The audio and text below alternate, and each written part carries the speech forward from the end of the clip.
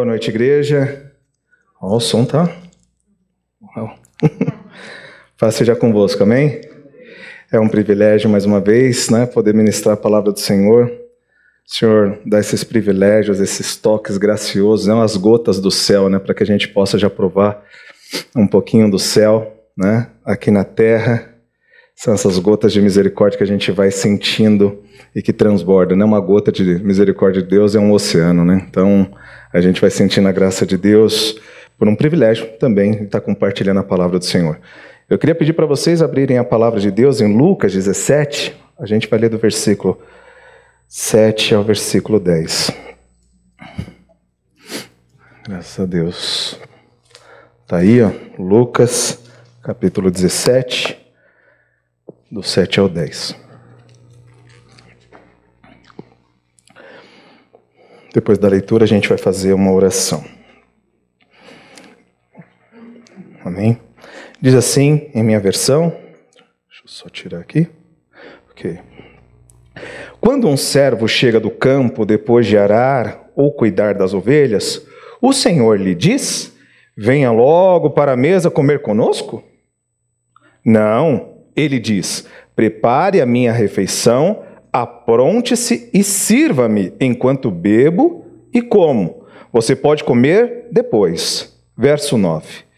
E acaso o Senhor agradece o servo por fazer o que foi ordenado? Da mesma forma, quando vocês obedecem, devem dizer: somos servos inúteis, apenas cumprimos com o nosso dever. Amém? Feche seus olhos, vamos orar. Grande Deus, obrigado por mais uma vez nessa noite poder compartilhar a Tua palavra, Pai. Obrigado, Senhor Deus, por tudo que o Senhor tem feito por nós até aqui. É mais do que nós merecemos, Senhor. Abençoe a nossa mente, o nosso culto. Dá o Teu toque especial no Horto do IP aqui nesta noite, Pai, abençoando a nossa mente, o nosso coração, para que a gente possa Te glorificar, Pai, exaltar o Teu grande nome, ser conduzido através da palavra para enxergar a beleza do Teu Filho, a beleza do Teu nome, Pai, para que mais uma vez o Teu nome seja glorificado nessa terra. É o que eu oro em nome de Jesus, amém. Amém? Daí o texto, né, que a gente acabou de ler, a proposta é falar sobre satisfação, né? Uma palavra que a gente não usa muito, mas que tem tudo a ver com satisfação, com prazer, é hedonismo. Né? Hedonismo é a busca pelo prazer, né? A busca incessante ali, ou excessiva pelo prazer. Mas alguns, né, teólogos também têm desenvolvido que a busca por Deus também pode ser envolvida com prazer, que é chamado de hedonismo cristão, né? Que a busca por Deus também gera satisfação. A gente pode estar buscando a Deus e também encontrando prazer nessa busca com Deus. Há uma frase famosa de um pregador chamado John Piper, que ele falou que Deus é mais glorificado em nós quando nós nos sentimos mais satisfeitos em Deus. Quanto mais satisfação você encontra Deus, mais glória para Deus sai, inclusive no sofrimento, né? Então, é discutido isso, encontrado que a gente pode sentir, mas como, né? Como que a gente pode ir, e o quanto é saudável ou bíblico encontrar prazer em Deus aqui, né? Nessa busca por Deus? Como a gente pode encontrar esse prazer nesta caminhada cristã? Acredito que o texto pode nos ajudar aqui a caminhar por esses passos, para a gente encontrar esse prazer. Porém, antes, é bom a gente fazer algumas ressalvas aqui, né? Como o texto fala de servo e senhor, por exemplo, venham comigo aqui no verso 7, já para elucidar, né, essa explicação que eu quero dar agora. Diz assim: quando um servo chega do campo, depois de arar ou cuidar das ovelhas, o senhor, né, ele tem um senhor sobre ele, o senhor lhe diz: venha logo para a mesa comer conosco, né? Existe essa possibilidade de acontecer sobre isso? Então está falando de servos e de senhor no texto. Então é importante a gente esclarecer aqui alguns pontos sobre essa fala, né? O servo aqui, a palavra que é usada para servo aqui é doulos. Doulos significa escravo, ser escravo, né? Então a palavra é traduzida como servo, né? Mas o entendimento correto de quem ouviu era escravo. Estamos falando de um escravo aqui. Então, o escravo tem direito de vir depois de trabalhar e comer, né? E aí tem um senhor que vai dizer se é a hora dele comer ou não. A escravidão nos tempos bíblicos poderia acontecer por alguns relances, né? De algumas formas. Uma delas é quando um exército atacava outro, e aí, ganhando essa guerra, eles aprisionavam alguns homens, né? Algumas pessoas, e nesse despojo, nessas pessoas que eram aprisionadas, essas poderiam virar servos, né? Escravos dessas pessoas que ganharam a guerra. Outra forma também é uma pessoa que estivesse com muita dívida, né? Ela estava endividada, e não conseguindo pagar essa dívida, ela se vendia para uma pessoa, né? Para o devedor dela, que ela estava devendo, e se vendia como escravo para poder sanar aquela dívida. E trabalhava ali como escravo até sanar essa dívida. Era uma forma. Ou pessoas em situação de rua, totalmente desprovidas, desprotegidas, poderiam também se oferecer para conseguir abrigo na casa de um senhor para poder também servir como escravo, né? Para receber pelo menos um mantimento, um lugar para dormir, uma comida, algumas coisas assim.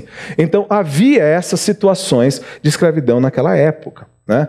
Algumas delas eram totalmente favoráveis, né? Como é o caso, por exemplo, dessa de uma pessoa que não tinha nada, se vende como escravo para poder pelo menos ter alguma coisa, ter onde morar, ter onde dormir, né? Ter o que comer. Em Êxodo 21:5, se você puder abrir aí, ó, Êxodo 21:5 fala de uma situação dessa, para que a gente possa entender escravidão de forma correta nesses tempos bíblicos. Aqui a gente está voltando bastante no tempo, né? Mas em Êxodo 21:5, a gente vai encontrar um relato interessante, para que a gente possa entender um pouco dessa escravidão que nós acabamos de ler. Em Êxodo 21:5, está escrito assim: o escravo, contudo, pode declarar. Ele está falando de uma situação de escravidão aqui, onde cada um, né, acontece algumas situações, e existiam escravos com essa situação que estava declarando o seguinte. O que ele estava declarando? Amo o meu senhor, minha esposa e meus filhos. Não desejo ser liberto. Nesse caso, seu senhor o apresentará ao juiz, e em seguida o levará à porta ou até o batente da porta e furará a sua orelha com um furador. Depois disso, o escravo servirá ao seu senhor pelo resto de sua vida. Havia escrava, né, na escravidão, que a pessoa amava tanto, estava em situação tão favorável naquele trabalho, naquela situação, né, que ele queria até ficar com o Senhor. Eu amo o meu Senhor é muito bom para mim, eu quero ficar aqui. É esse tipo de escravidão que a gente pode estar encontrando aqui nesse texto, né? Essa é a relação que existe aqui também. Tá? Mas temos alguns questionamentos aqui nos versos 7 e 8 que pode também colocar, que a gente tem que colocar alguns pingos nos is, a cada um em sua posição. No verso 7, só relendo aqui, né, voltando em Lucas 7, né, eu vou ler o 7 e o 8. Quando um servo chega do campo, depois de arar ou cuidar das ovelhas, o Senhor lhe diz: venha logo comer na mesa conosco? Não. A resposta é não. Aqui, quando Jesus Cristo começa essa parábola, o comecinho aqui, que na minha tradução está já dizendo quando um servo, ou quando, pois, a forma com que Jesus conduz aí na sua tradução também, vai demonstrar que Jesus Cristo, ao começar a contar isso, ele já espera que as pessoas e os ouvintes já entendam que o que ele vai contar, ele está esperando uma resposta enfaticamente negativa, que é impossível a situação que ele vai começar a declarar. A forma com que Jesus começa a contar essa parábola, ele já está esperando que os seus ouvintes entendam. O que ele vai contar agora provavelmente é um absurdo. Deixa eu ver o absurdo que Jesus Cristo está falando. Ele está falando que quando um servo trabalhava lá o dia inteiro, arando, fazendo tudo certinho, levantou cedo, né? Preparou a terra, plantou, fez tudo o que tinha que fazer, alimentou as galinhas, depois de ter terminado tudo, vai lá e guarda o gado, né? Está lá guardando o gado, tudo certinho. Terminou de fazer tudo isso, ele está cansado, acabou de fazer o trabalho dele, está indo em direção à casa. Quando Jesus está contando essa parábola, ele já está entendendo que as pessoas que estão ouvindo ele está chegando já a uma conclusão. E fala assim, que seria o ápice de uma coisa que não faz nenhum sentido, esperar que esse servo, que mesmo trabalhando, chegue nessa casa e fale assim: ô Senhor, coloca a mesa aí que agora eu estou com fome, quero comer, trabalhei bastante. Ele falou: é impossível uma situação como essa. É impossível, não é? Quem estava escutando estava dentro dessa cultura. E falava, claro, isso é impossível. Alguém ter essa prepotência de trabalhar sendo escravo, querer chegar em casa e ainda comer. Hoje, para nós, é um salto nessa realidade, né? Quando a gente olha para os dias de hoje, se você trabalhar meia hora, você já está querendo ganhar premiação, né? Se você entregou um trabalho e alguém te elogiou, fala assim, só me elogia, mas cadê a promoção, né? Cadê o dinheiro? A gente não pode fazer um pouquinho que a gente já quer muito reconhecimento. Por isso que essa parábola, de vez em quando, pode estar muito longe da nossa realidade, se a gente interpretar com os nossos dias de hoje. Mas olhando para esse tempo antigo, essa situação, todo mundo concordava que era um absurdo esse servo começar a trabalhar e exigir sentar na mesa para comer. Tanto é aqui que Jesus não coloca nem como uma afirmativa, ele coloca como uma pergunta, né? No verso 7, ele termina como uma pergunta. Ele vai chegar e vai falar assim, que o Senhor vai chegar para ele e vai falar, senta na mesa conosco? O verso 8 já dá a resposta, né? Deixa eu até colocar aqui para projetar. Não, acho que não. Não, ele diz, o que o Senhor diz? Ele diz, prepara minha refeição, né? Você trabalhou o dia inteiro, está chegando agora, só que ainda não acabou o trabalho. Prepara a mesa, a minha refeição, apronte-se e sirva-me, enquanto eu bebo e como. Você pode comer depois. Agora não. Aqui, a parábola tem que ser entendida porque Jesus Cristo está querendo passar um recado, né? Tem algo a mais nessa parábola do que só uma situação cotidiana do dia a dia. Jesus Cristo vem ensinando em todo esse versículo sobre humildade. Alguém já deve ter ouvido aí falado de Agostinho de Hipona. Já ouviram falar? Foi um filósofo cristão do século III, muito importante, né? Tanto para a religião, né? para o segmento católico, como até para o protestantismo, né? Um ótimo orador, e ele ensinava oratória, e aí perguntava para ele, qual que é os 3 pilares da oratória, se fosse para colocar, Agostinho, ele falava assim, elocução, elocução e elocução. Aí ele falou assim, se eu fosse falar sobre a vida cristã, quais são os 3 pilares da vida cristã, ele falaria humildade, humildade e humildade, são os 3 pilares. Muitas vezes falta humildade. Temos que entender a nossa posição. Temos que entender quem nós somos. O servo aqui, como eu falei, é escravo. Qual é o direito que um escravo tem? Que direito que ele tem de exigir alguma coisa, de sentar na mesa? Aqui as posições são colocadas, cada um no seu quadrado. Vamos entender qual é a tua posição e vamos entender qual é a posição do Senhor.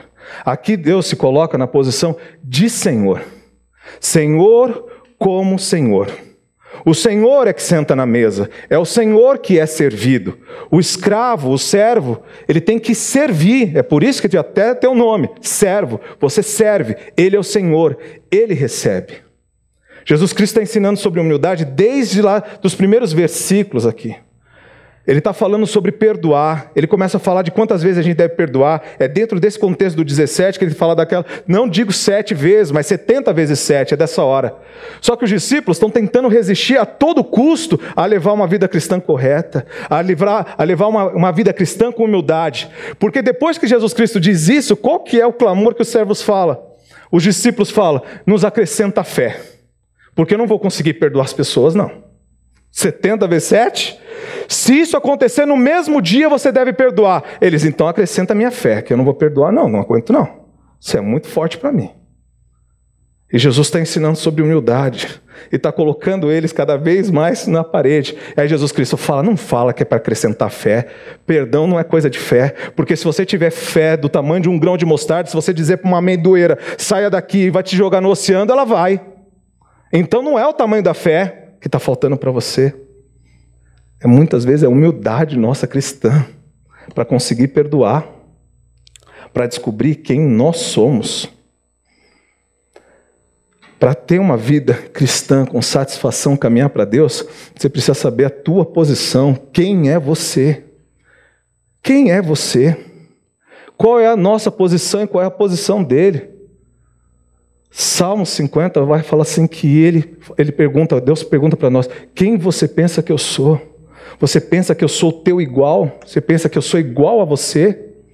Deus é totalmente outro. Ele é tão outro, tão glorioso, tão exaltado que nem os anjos conseguem olhar para ele. Nem anjos que não fazem nada, a não ser servir a Deus 24 horas por dia, 7 dias por semana. Não existe um só momento de que não existe essa serventia. Está em Isaías 6. No capítulo 6 de Isaías tem uma visão. E ele olha o trono do Senhor e ele vai ver esses servos que estão servindo o Senhor. Serafins estão rodeando o Senhor. Eles falam assim: eu vi os serafins, eu vi o Senhor, a glória do Senhor, e eu vi os serafins voando. Com 2 asas eles tampavam os olhos, com 2 os pés, e com 2 eles voavam, e gritavam: Santo, Santo, Santo é o Senhor dos exércitos, e toda a terra está cheia da sua glória. E falava que os batentes do lugar tremiam com o grito dos anjos. Anjos não conseguem olhar para a magnitude de Deus. E muitas vezes aqui, por isso que é um absurdo um escravo, depois de ter feito qualquer coisinha, pedir lugar na mesa para comer. Se nem os anjos que o servem 24 horas por dia, só gritando santo, não consegue olhar para a majestade de Deus. Ele é totalmente o outro. Ele é totalmente aquele que deve ser servido, que deve ser respeitado, que deve ser tremido diante da presença dele. Tamanha a sua santidade. Aqui, Jesus está contando, depois de muitos momentos, ter sentado com pecadores. Ele está contando essa parábola, mas o Senhor da glória sentou muitas vezes com pecadores. Ele não sentou? Não sentou à mesa? E qual que é o outro absurdo que esse Senhor, Deus da glória, que nem anjo consegue olhar diretamente para ele, de tamanha santidade, o que ele fez quando ele veio na terra? Ele lavou pés de discípulos. Ele se agachou, colocou uma toalha no ombro, uma água, e se aproximou de pés pecadores, sujos. Né? Fez o mais baixo serviço que tinha numa casa. Quando uma pessoa lavava, aquele homem que lavava era a pessoa mais humilde da casa. Era a pessoa mais baixa, se fosse falar em hierarquia de importância dentro de uma casa. Ele fez o serviço mais humilde que tinha e lavou os pés. É tão absurdo isso, é tão absurdo, que Pedro falou assim: não vai me lavar os pés. Não pode uma coisa dessa acontecer. Não me lavarás os pés, Senhor. Aí o Senhor disse: se eu não te lavar os pés, você não tem parte comigo. Aí Pedrão não é bobo, rapidinho, então lava o corpo inteiro, Senhor, né? Porque eu quero ter parte contigo, não quero perder essa. Deus me livre. Mas quando ele reconheceu, quando Jesus Cristo estava no barco com ele, quando Jesus, primeiro encontro, Pedrão também deu uma que aquilo, quando eu leio, me machuca, porque eu falo: é isso. Entendeu, Jesus? Me faz entender quem é o Senhor.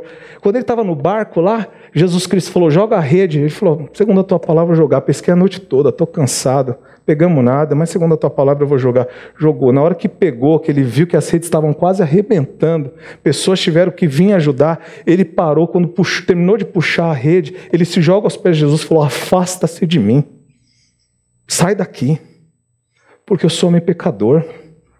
Entendeu quem ele é, entendeu essa relação, entendeu quem é o Senhor que está sentado na mesa. Não pode estar no mesmo barco. Como é que pode? Jesus Cristo não repreendeu, não falou que ele estava errado, falou assim: você vai virar pecadores de homem, vai virar pescadores de homem. Pedro entendeu quem é Jesus. O que é estar no mesmo barco que Jesus? É uma loucura, é uma loucura. Se ele não travar nossa mente, não guardar nossa mente, a gente pira, a gente fica louco. É loucura servir ele. E no Salmo 50, quando ele vai repreender pessoas, ele fala assim: quem é você para estar falando no meu nome? O nome dele é santo, por isso que o nome dele não pode ser tomado em vão. E a gente não fala o nome dele? Não é uma loucura? Mas ele deixa. Ele falou: se tem meu filho, creu no meu filho, tem fé no meu filho, pode anunciar o meu nome. É por autorização dele que a gente fala o nome dele. A gente não pode ficar falando o nome de Deus, né? Mas pela autorização dele a gente fala. Ele deixa.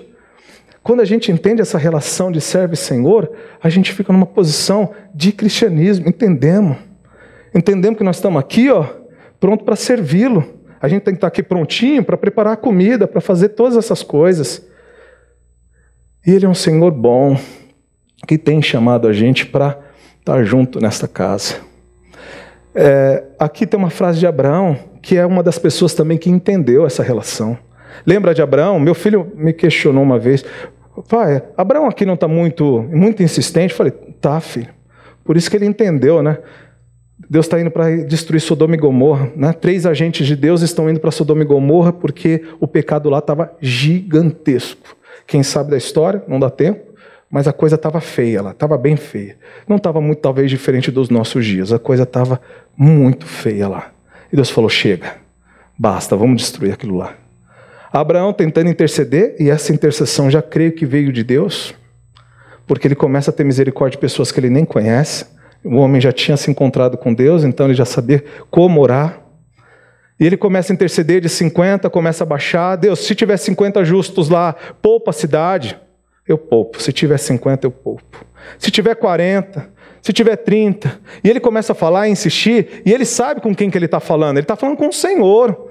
Olha com quem que ele está falando. E Abraão argumentou Abraão, eu me atrevo a falar. Muitas vezes a gente se esquece. Quem é Deus? Até numa oração a gente se perde, muitas vezes, essa desconexão, que a gente começa a orar de uma forma automática e esquece com quem que nós estamos falando. De quem nós estamos falando? Charles Spurgeon falou que um dos momentos mais preciosos do culto é a oração. Porque a pregação é do homem para o homem. Aqui, a gente ora para Deus, obrigado, meu irmão. Pede a palavra dele, mas anuncia ao homem. A oração, você conversa com ele. E ele falou, quando começar a orar, não anda, não faz nada, porque nós estamos falando com ele. Charles Spurgeon falou que era o momento mais precioso do culto, era quando você parava para fazer a oração. E aí todo mundo tinha que entender, vamos falar com o Eterno agora. Parou. Vamos falar com o Eterno. Abraão entendeu isso, eu vou me atrever a falar. E o que ele é? O que nós somos? Eu que sou poeira e cinza. Lembra qual foi o recadinho que Deus passou para nós em Gênesis 3, assim que a gente traiu Ele, em Adão? Assim que a gente traiu Deus, nas maldições que veio, Deus falou para nós, porque és pó, e ao pó retornarás. Não esquece quem você é. Agora fala para mim, se cada um aqui tiver a consciência que é pó, que é cinza e é poeira, como que a gente vai se relacionar? Como a nossa humildade vai aumentar? Como que a gente vai ter mais empatia, vai ter mais misericórdia um do outro e a nossa relação vai melhorar como cristão? Como que a gente vai orar e vai sentir mais a queda de um irmão ou alguma coisa? Porque a gente precisa desse Senhor. Nós somos falhos, servos, escravos e precisamos da ação desse Senhor. Aqui está uma frase de João Calvino que diz que todo conhecimento ele se solidifica sobre 2 princípios. Conhecer a Deus e conhecer a ti mesmo. Quando você descobre essas 2 distâncias, você descobre quem você serve e descobre quem você é. Aí nunca mais a gente ouve aquele negócio, não estou desanimado para ir para a igreja. Mas tá bom, você vai fazer o quê? Porque então você não descobriu quem você é. Você não chegou a conclusão nenhuma. Como que você vai viver longe disso? Qual que é a esperança que você tem em si mesmo? Qual que é a fonte de esperança que você tem? O que você vai fazer por você mesmo, pela tua alma, por alguma eternidade, por qualquer coisa, pelo seu intelecto? Você vai depender do que a partir desse momento? Então você não conheceu quem é você é pó e é cinza. Você é uma névoa que hoje está aqui e passa. Quantos aqui que já passaram do 18 falam assim, caramba, o 18 foi ontem. Você é uma névoa, passou, amanhã acabou. Com 100 anos, quem vai estar nessa igreja dos que estão aqui? 50 anos. Somos névoa. Passou. Quando você descobre quem você é e descobre quem ele é, aí linkou. Aí você não tem como mais. Aí Pedrão vem de novo. Para onde irei eu, Senhor? Se só o Senhor tem palavra de vida eterna, para onde eu vou? Fica por aqui. Vamos para o verso 9? A gente leu o verso 8 e o verso 7 e 8, né? No verso 9, diz assim, e acaso, aqui vai vir um outro absurdo, tá? Aqui vai vir um outro absurdo. E acaso o Senhor agradece ao servo por fazer o que lhe foi ordenado? Ele deve agradecer. O ele aqui, os dois pontos aqui para a gente entrar dentro da parábola é entender quem é o Senhor e quem é o servo. Quem é o Senhor? é Deus, é Jesus, né? Ele é o Senhor daqui dessas sentenças, dessa parábola. E quem é o servo? Os discípulos que estão escutando, os apóstolos e nós. Essa é a aplicação, né? Então está falando, ele, Deus, agradecerá ao teu servo por ter feito o que lhe foi ordenado? Deus deve agradecer? Só que o agradecer aqui não é aquele agradecer de muito obrigado, parabéns pelo serviço que você fez, pelo campo que você arou e pelo gado. Não é esse tipo de agradecimento que tem a conotação aqui no original. No original, que é charim, graça, ela é usada 2 vezes em Mateus, ela é usada 2 vezes em Marcos, essa mesma palavra, e 4 vezes em Lucas. Lucas sabe o peso dessa palavra. Ele traz aqui, e se você continuar no capítulo 17, que vai falar dos leprosos, ele usa de novo pela falta de agradecimento que tem no lado dos leprosos, pela cura de Jesus. Ele sabe a palavrinha que ele está usando. A palavra que ele está usando aqui é como se o Senhor estivesse devendo alguma coisa para esse servo. O peso que tem aqui é graça, é de merecimento. Tem a conotação desse agradecer aqui nesses versos tem de merecimento, de crédito. Você merece alguma coisa, eu estou em débito com você. Eu estou em favor, eu estou te devendo alguma coisa. Por isso que a pergunta de Jesus é absurda, tanto é que ela não tem nem resposta. Agradecerá? Você acha que o Senhor agradecerá? Deus não deve nada a ninguém. Deus não deve nada a ninguém aqui. Não está em débito com ninguém. Muitas vezes tentaram amarrar Deus de diversas formas na nossa religião, nessa prática horrível. Vamos amarrar Deus, vamos passar 7 semanas aí para fazer uma pressão em cima de Deus, porque depois que eu fizer uma campanha aí de 7 dias, Deus vai me dar alguma coisa. Ridículo. Ridículo. É não entender quem é o Senhor e quem é o servo. É não entender nossa posição. Ele não nos deve nada. Nenhuma oração precisa ser respondida. Quem diz que Deus tem que responder a oração? Ele responde por graça e por misericórdia. Meu filho, com 4 anos de idade, a gente ouviu um barulhinho no quarto e estranhamos, pensamos que vinha da televisão, corremos para o quarto. Ele estava, travado, não chegou a espumar, parecia uma ideia de epilepsia. Ele começou a ficar roxo.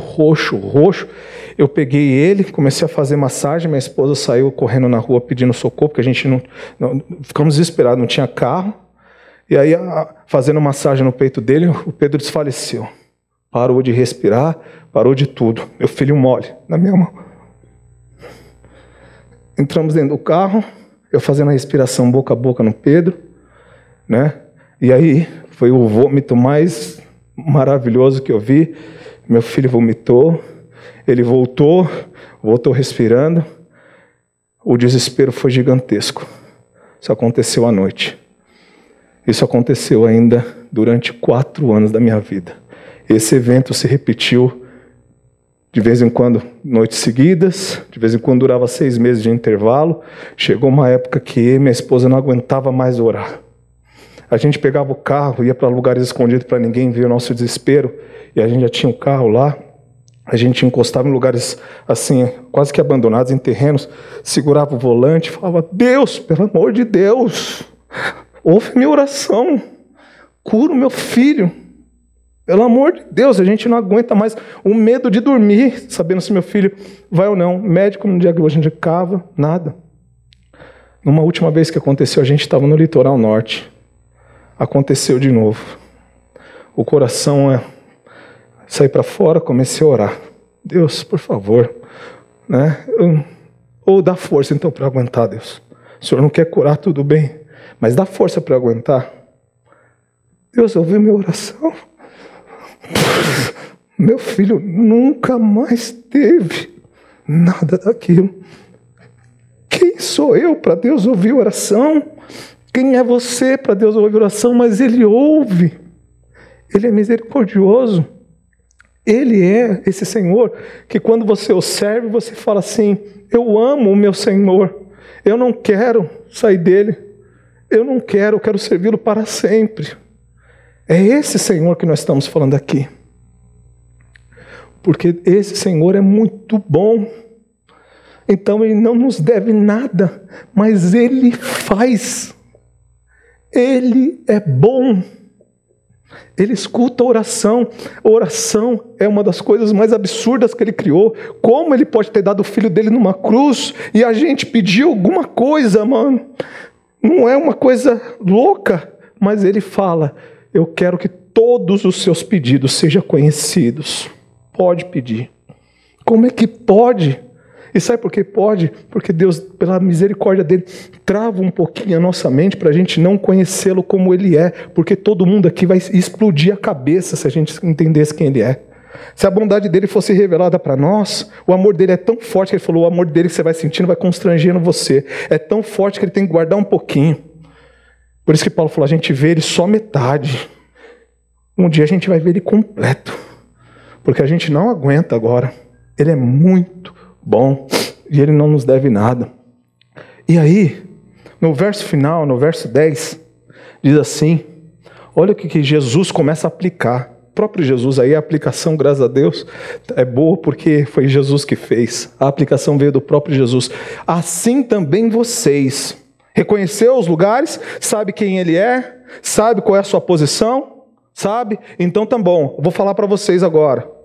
Quando vocês tiverem feito tudo o quê? Tudo que você imaginar que você fez até hoje, qualquer PG, qualquer oração, qualquer coisa que você acha que você fez na sua vida, qualquer porta que você abriu, qualquer copo de água que você deu, qualquer coisa que você acha que você tenha feito nessa vida, o que for ordenado devem dizer: somos servos inúteis. Apenas cumprimos com o nosso dever. Mas esse servo, para mim, está numa posição maior, porque ele fez tudo o que foi ordenado. A gente tem feito tudo o que foi ordenado? Se o que fez tudo que estava ordenado já se vê como inútil, como que a gente deve se ver? Porque ele fez tudo que foi ordenado. E mesmo assim a conclusão é: façam essa aplicação para vocês. Quem são vocês? Agora se reconheçam. Consegue se reconhecer? Eu sou um servo inútil, Senhor. Eu não fiz mais do que minha obrigação, não fiz mais do que o meu dever disse que era para eu fazer. Esse é um sentimento de satisfação, meu irmão e minha irmã, que quando a gente abaixa a nossa crista, quando a gente olha para Jesus e vê a humildade de Jesus e vê esses ensinamentos, quem Ele é, você é grato por tudo. Por tudo. Por cada respiração mesmo. Tinha a Kelly aqui de manhã no culto e muitas vezes no PG ela agradecia pelo ar que ela respirava. Com o passar do tempo a gente sentia que ficava meio automático. A gente falava: quem pode ficar toda hora agradecendo pelo ar que respira? Ela agradecia, não estava nem aí. Obrigado, Senhor, pelo ar que eu respiro. Sempre no PG era uma das orações dela.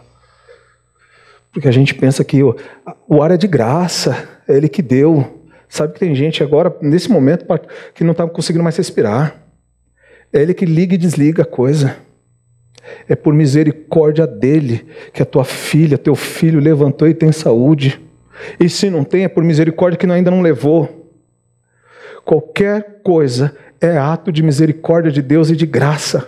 Por isso que nesses versos aqui, os estudiosos, interpretam que é uma relação da justificação de Deus.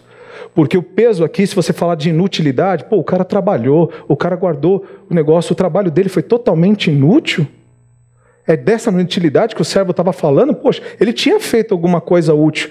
O peso aqui era que diante da magnificência do seu Senhor, tinha o Senhor que era respeitado no meio da praça. Sabe quando seu pai ou sua mãe tem um bom nome, que não sei se, a gente é da época, eu sou pelo menos da época que os lugares vendiam fiado, a coisa ficou tão preta que qualquer lugar hoje você entra e fala: não, fiado aqui nunca mais, Mas quando um pai tinha um bom nome, você podia passar lá no mercadinho, alguma coisa, pegar um chocolate, por causa do bom nome do pai, que pagava as coisas direitinho. E você tinha senhores aqui que tinham um tão bom nome que o escravo era até protegido ou respeitado no meio da civilização, da sociedade. Isso aqui, nossa, quem me dera ser escravo daquele senhor. Nós somos escravos de Deus, o melhor dos senhores. O Senhor todo bondoso que nos tirou do meio da rua, que a gente não tinha como, e nos deu um lugar à sua mesa. E hoje o que nós vamos participar, Nos deu um lugar à sua mesa. uma referência aqui. Quando você toma Santa Ceia, como é que acontece o movimento? Você fica no teu lugar e o que acontece? Vão até aí te servir. E vão te servir o quê? Qual que é o simbolismo que você pega na mão? O sangue e o corpo dele. Foi qualquer coisa que ele te colocou na mesa agora? Para você ver que Jesus Cristo gosta desse não perca, nunca perca isso. Qual foi uma das mulheres elogiadas na Bíblia? Quando entendeu o que é a relação de senhor e servo. Quando ela chegou para pedir para cura pela filha dela, ela chegou se humilhando, ele falou assim, não é certo tirar a comida dos filhos e dar aos cachorros. Não é certo. Uma palavra dura do próprio Senhor Jesus Cristo. Ele é Senhor, ele fala o que ele quiser. Só que o que a mulher disse? Ela entendeu. Mas Senhor, até os cachorros, né, comem das migalhas que caem da mesa do seu Senhor. Jesus virou e falou, entendeu.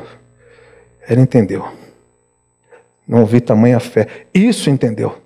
É dessa forma. Com quem que você vai sentar? Na mesa de quem? É a comida do que você vai comer? É o corpo e o sangue. Eu não só te chamo à mesa agora. Eu não só te chamo de amigo. Como eu faço você sentar na mesa. Eu te sirvo e ainda dou minha carne e meu sangue. É uma piração. Mas Ele é bom. É o Senhor que é bom. Que nos convida à mesa. Então, nós somos convidados à mesa. Feche seus olhos, vamos orar.